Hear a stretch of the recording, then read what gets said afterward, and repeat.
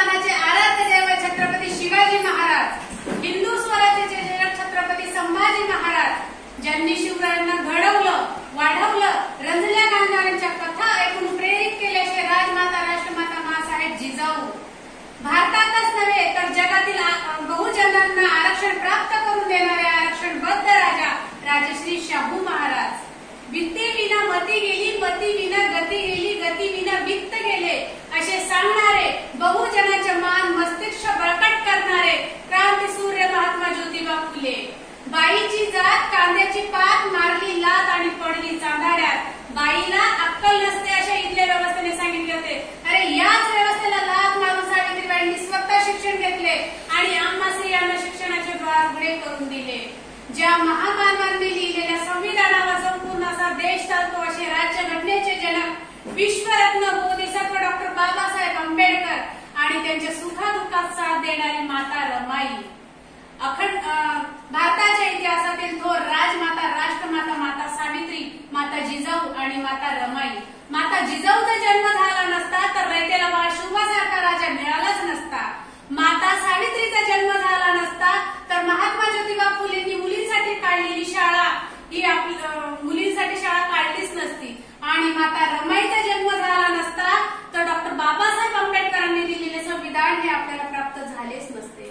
म्हणून महाराष्ट्रात ज्यांना असं वाटत असेल की बाळ शुभाने जन्म घ्यावा तर आधी या घराघरामध्ये माता जिजाऊचा जन्म झाला पाहिजे, माता सावित्रीचा जन्म झाला पाहिजे, माता रमाईचा जन्म झाला पाहिजे, तरच बाळ शुभा जन्माला येईल.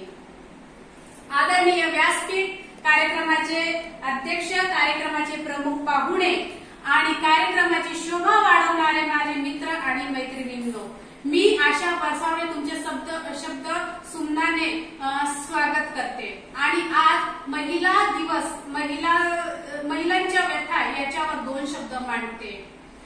तर आपण महिला म्हणून महिला दिवस साजरा करतो आणि वर्षातून एकदाच साजरा करतो, हे कितपत योग्य आहे?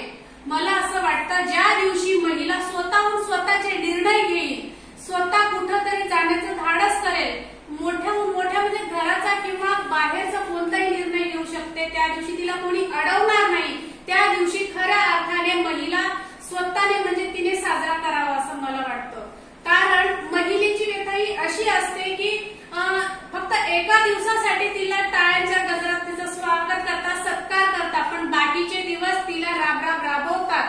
आणि मला असं वाटत नाही की महिला अजून काय म्हणतात सर सबला नाही आपला महिला अजून स्वतंत्र झालेली आहे.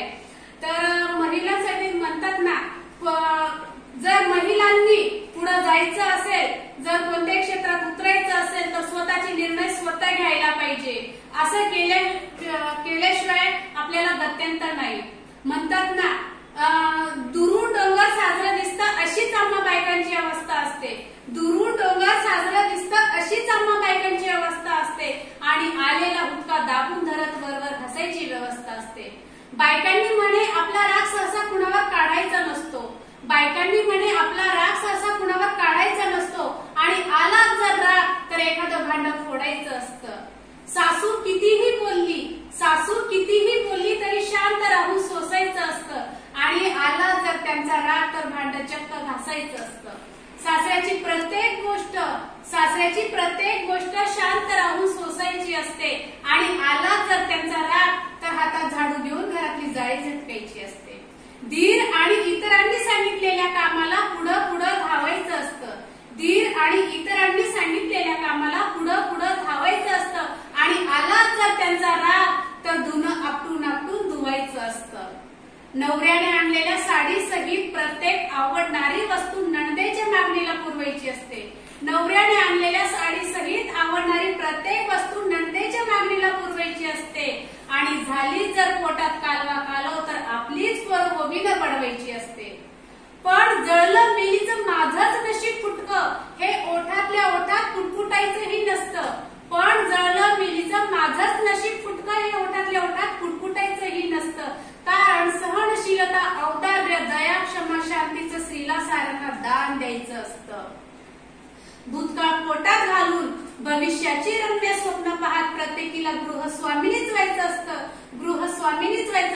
गृहस्वामिनीच व्हायचं असतं। आणि मला खात्री आहे येथे बसलेल्या सगळ्या माझ्या मैत्रिणी गृहस्वामिनीचं जीवन जगतायत, कारण म्हणजे रात्रंदिवस राबणारी स्त्री ही म्हणजे सगळं काही सहन करून ती स्वतःला समर्पित करते परिवारासाठी।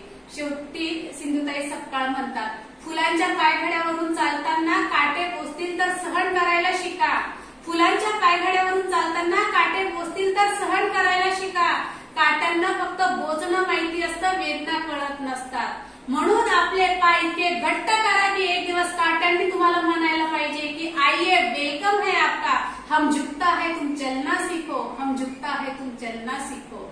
म्हणतात ना, एखाद्या समाज कार्य करण्यासाठी आपण मागे का राहायचं? एखाद्या वेळेस म्हणजे एका जंगलामध्ये वणवा लागला होता, आग लागली होती, तर सगळे पशु पक्षी प्राणी पळत होते, आपला जीव वाचवत होते। तिथंच एक चिमणी ती उलट येऊन थोड्याशा अंतरावर नदी होती, तिथं जायची आणि आपल्या छोट्याशा इवल्याशा चोचीमध्ये पाण्याचा थेंब भरून आणायची आणि ते आगीपर्यंत जायची आणि तिथं ते पाण्याचा थेंब टाकायची।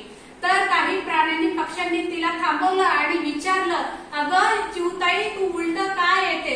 सगळे प्राणी पशु पक्षी सगळे जीव वाचवताय, तुझा एवढासा जीव तू काय हे काम करते? ती म्हणते, जर माझं म्हणते की इतिहासामध्ये जेव्हा केव्हा हे लिहिलं जाईल तर माझं नाव आग लावणाऱ्यामध्ये नसेल तर आग विझवणाऱ्यामध्ये असेल, आग विझवणाऱ्यामध्ये असेल। म्हणून आपण आपलं कार्य करत राहा।